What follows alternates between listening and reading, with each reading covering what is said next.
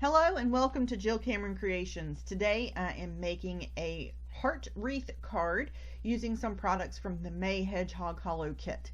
Now the May kit was actually designed more for organization of your craft supplies. However, I decided that I wanted to show you more versatile ways to use these products in making cards themselves. So I'm using some of the more solid image stamps in conjunction with the Gina K Wreath Builder stencil in my original size Misty.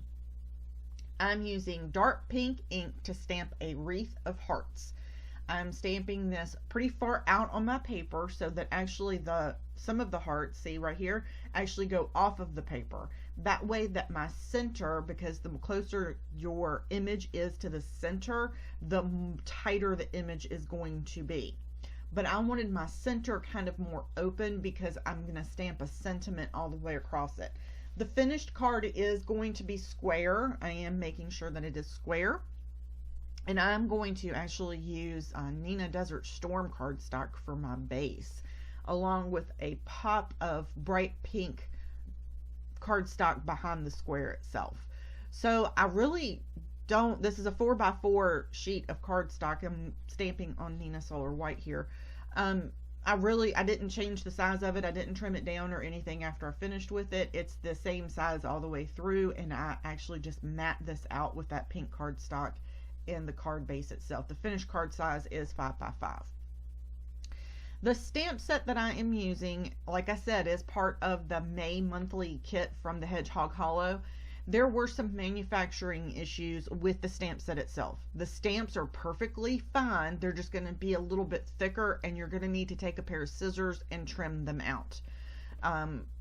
It was just manufactured during shutdowns and that kind of thing, and it didn't get through a proper QA process when the proofs were done, and things kind of happen. So don't be scared to cut your stamps apart. Just trim in the negative space. And what I generally like to do is I will hold a stamp set in between my fourth finger and my middle finger and my thumb and ring finger to stabilize it, and cut with my dominant hand. I use a smaller pair of scissors that are super sharp. It just makes it a whole lot easier, and you won't get any ragged edges. Also, do not snip all the way to the end of your scissors. Stop right before that, and that way you won't risk cutting something that you didn't want to. So, just some tips on cutting that particular thing apart as I continue to stamp my wreath here. If you've never used the Wreath Builder set from Gina K, you can use it with a ton of different stamps here. And yeah, I did tape this in because I tend to have problems with it picking up and moving, and I get frustrated with that, so I just didn't. I was trying to decide at this point whether or not I wanted to use another stamp, if I wanted to do another row on the inside here, and I decided I didn't. What I wanted to do was go ahead and get the sentiment part of this decided. I am using a different stamp set from the Hedgehog Hollow. It's from a previous stamp set, and it has this amazing, always scripty sentiment in it. So I'm going to put that dead in the center here. And what I'm going to do is I'm going to stamp this in the darkest pink ink that I have here. And this is a scrapbook.com ink. And I'm going to stamp this twice and get it really good and dark. It's darker than the outside. This is the number 4 Rose collection of the ink, so it's a lot darker. And then I'm going to clean my stamp really well, and I'm going to stamp it in Versamark ink, and then I am going to put satin pearl embossing powder over it. Absolutely so pretty. Don't forget to use your anti-static powder tool over this, because sometimes that ink can still be a little damp on the paper there, and you don't want to have stray weird embossing powder in places. Oh, look how pretty my nails were when I did this. Sorry, random thought there. So I am going to pour this satin pearl embossing powder over this. Satin pearl embossing powder isn't exactly white. It isn't exactly opaque. It isn't exactly transparent. It has this beautiful pearl sheen to it. And notice how much it lightens up that ink as well. It's absolutely gorgeous. It'll darken up just a shade, but not much. But it picks up the color that's behind it and gives it this a beautiful pearl finish here. Absolutely amazing. Beautiful, beautiful, beautiful. So I did that, and then I'm going to trim out some pink cardstock and matte this particular square, and then I'm also going to stamp a background stamp that I have that was from MFT. That's teeny tiny hearts on the front side of the card base itself, just to give it some texture in that background. So don't forget to head over to the Hedgehog Hollow and pick up your monthly kit. Absolutely gorgeous stuff. I have the sneak preview for the June kit. It is so cute. Oh my goodness. I can't wait to use that one. There's some great organizational tips and tricks on the blog. Definitely take a look at those from other design team members. I love all of the different tips. Carrie just did one that was ink blending and using the lined stamp. Absolutely amazing. Beautiful, beautiful, beautiful. She made her organizational stuff to be beautiful too, and I absolutely love that. Gorgeous.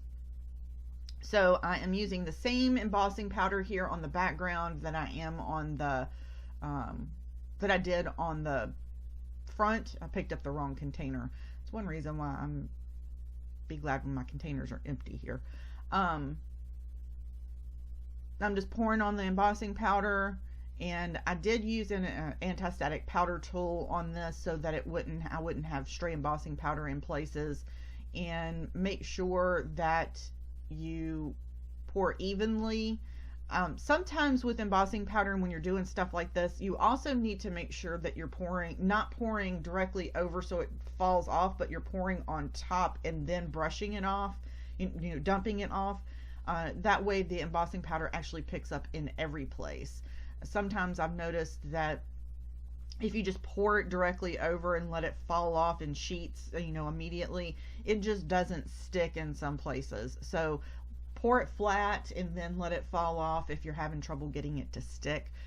Just a little tip for embossing, heat embossing there. And I always love the look of the satin pearl on Desert Storm cardstock. Absolutely gorgeous there. So head over to the Hedgehog Hollow and pick up your monthly kit and see what everybody else is creating with their May kit. And it's a really great value because of the stuff that you get in it, especially because the organizational stuff, the folders and the stamping sheets that you can put your stamps on. I actually did use a couple of those for some new stamp sets that I got, and everybody's storage method is way different for absolutely everything.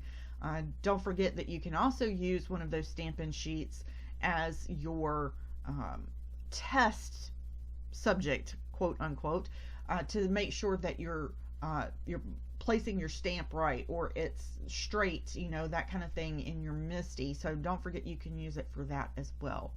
So I just added some glue here, and I'm using liquid glue, and then I'm going to use some liquid glue to adhere this straight down to my background, and then I'm just going to pop on some pearls with the adhesive back on them.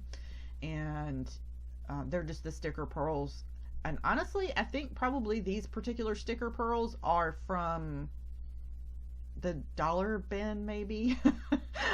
From, a big box store. I honestly think, because I've had these forever and ever and ever, so nothing really special about them. They're something I've had for a long time, and I'm just going to use those to put the stickers on here. So I hope everybody is staying safe. I hope you don't have allergies like I do, and everybody looks at you like you're crazy if you sneeze when you go outside. Enjoy your card making, have fun with it, and I will see y'all next time. Thanks so much. Y'all have a great day.